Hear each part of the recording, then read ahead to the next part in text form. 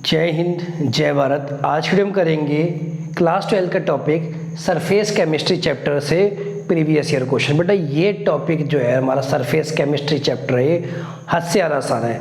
Reason being बेटा इस chapter में ना तुम्हें आंख बंद करके रट्टे मार रहे हैं, आंख बंद करके रट्टे मारने।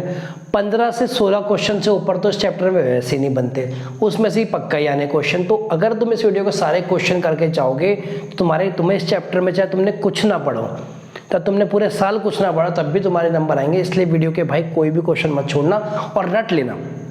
समझने का टाइम है नहीं, सीधा आंख बंद करके रट्टे मार लेना और नंबर आ जाए, क्योंकि बहुत ज़्यादा क्वेश्चन रट्टे मारने नहीं, गिनती के 12 से 15 क्वेश्चन रट्टे मारने और हमारे मार्क्स आ जाएंगे। चलिए बेटा, सबसे पहला क्वेश्चन है, give reason why a finely divided substance is more effective as an एडसॉर्बेंट।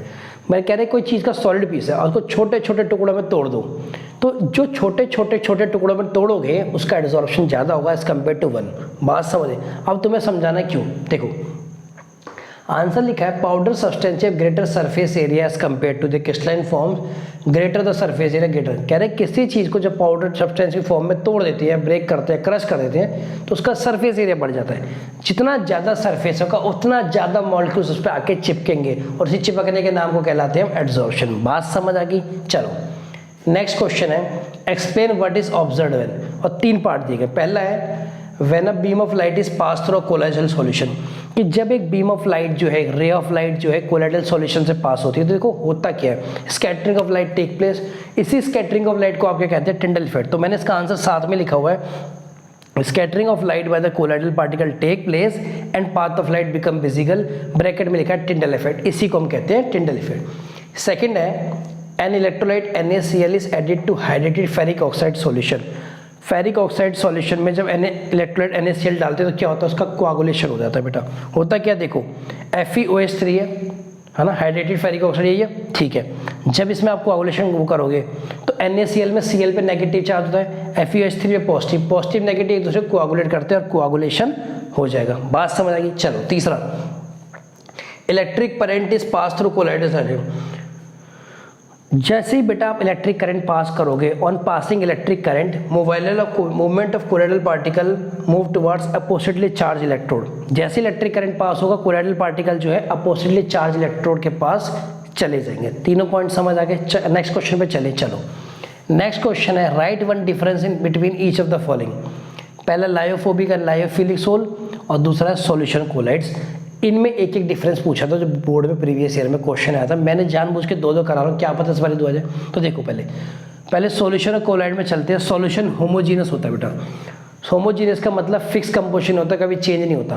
But collides का हेट्रोजीनस होता है, कोई फिक्स कंपोजिशन चेंज करता रहता है। Solution does not show colloid Tyndall effect, बताया ना, Tyndall scattering of light by the colloid, but colloid show Tyndall effect. बात समझ आएगी? 2 डिफरेंस। इसी तरह चलो लायोफोबिक और लायोफिलिक में। लायोफोबिक लिक्विड हीटिंग होती है, देखो वर्ड भी बन रहा है, लायो मतलब लिक्विड, फोबिया मतलब डर, तो liquid hating. Lyophil liquid loving.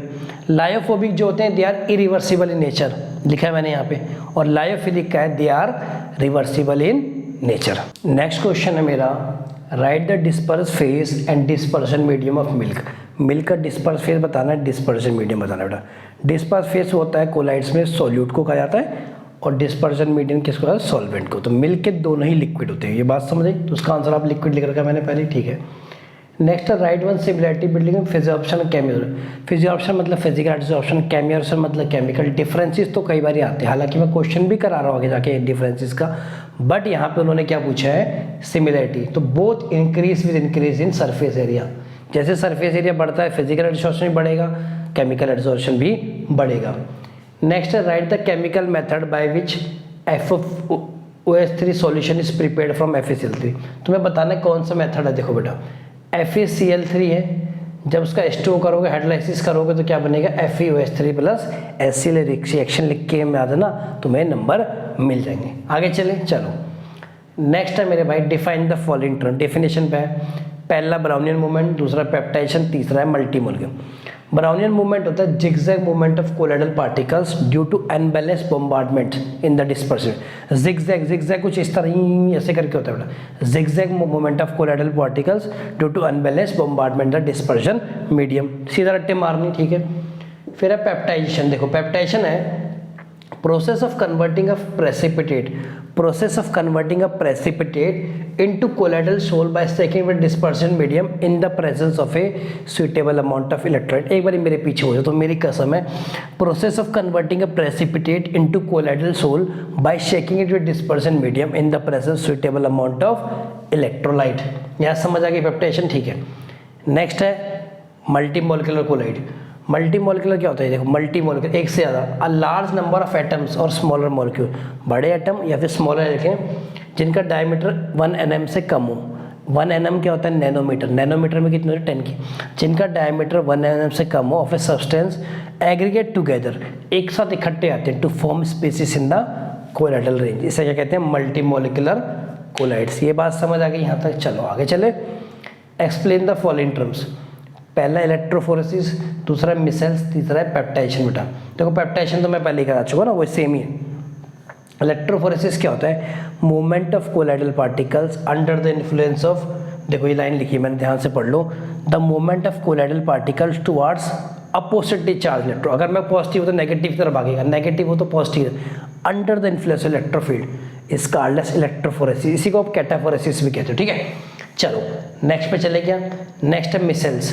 Micelles होता है देयर आर सब्सटेंसेस जो लो कंसंट्रेशन पे नॉर्मल इलेक्ट्रोलाइट की तरह बिहेव करते हैं, हायर कंसंट्रेशन पे बेटा क्या करते हैं, कोलाइडल प्रॉपर्टीज, ठीक है। और जब ये एग्रीगेट हो जाते हैं बहुत सारे मॉलिक्यूल तो इन्हें क्या कहते हैं, मिसेल्स या फिर एसोसिएटेड कोलाइड। नेक्स्ट मेरा है क्वेश्चन नंबर 7 है, write differences between physisorption and केमियोशन विद रिस्पेक्ट टू फॉलोइंग, मतलब कोई भी डिफरेंस नहीं लिखने, इसके कंपैरिजन में करने। पहला स्पेसिफिटी, दूसरा टेम्परेचर डिपेंडेंस, थर्ड है रिवर्सिबिलिटी, और फोर्थ है मेरा एंथैल्पी। देखो कॉलम बना लो फिजियोप्शन केमियो, पहले मेरी स्पेसिफिटी। फिजियोप्शन जो है नेचर में स्पेसिफिक नहीं होते, केमियोशन हाईली स्पेसिफिक है। टेम्परेचर डिपेंडेंस की बात करो, फिजिकल को लो टेम्परेचर फेवरेबल होता है एड्जॉर्प्शन के लिए, केमिकल की बात करो वहाँ पे उनको हाई टेम्परेचर होता है। रिवर्सिबिलिटी के लिए फिजियोप्शन इज रिवर्सिबल, क्योंकि यहाँ पे बेटा केमिकल बॉन्ड यूनिमोलिकुलर होती है, यहाँ पे मल्टी मोलिकुलर होती है, it is reversible. Enthalpy change करूँ, इसकी एंथैल्पी बहुत लो, एब्जॉर्प्शन बहुत लो, 20 से 40, केमियोशन की 80 से 240, कितनी ज़्यादा एंथैल्पी। नेक्स्ट है define the following terms, occlusion, coagulation, magnet. Occlusion होता है adsorption of gases on the surface of metal, जब गैसेस का एड्जॉर्प्शन हो किस पे, मेटल पे, वो कहलाता है ऑक्लूजन। कोआगुलेशन क्या होता है, process settling of colloidal particle forming, जब कोलाइडल पार्टिकल सेटल हो जाते हैं और प्रेसिपिटेट बनाते हैं, उससे क्या कहते हैं, कोआगुलेशन। ये तो भाई सीधा रटना बेटा। लास्ट है मेरा macromolecular colloid. Macromolecules in a suitable solvent form solution the size of molecule in colloidal range.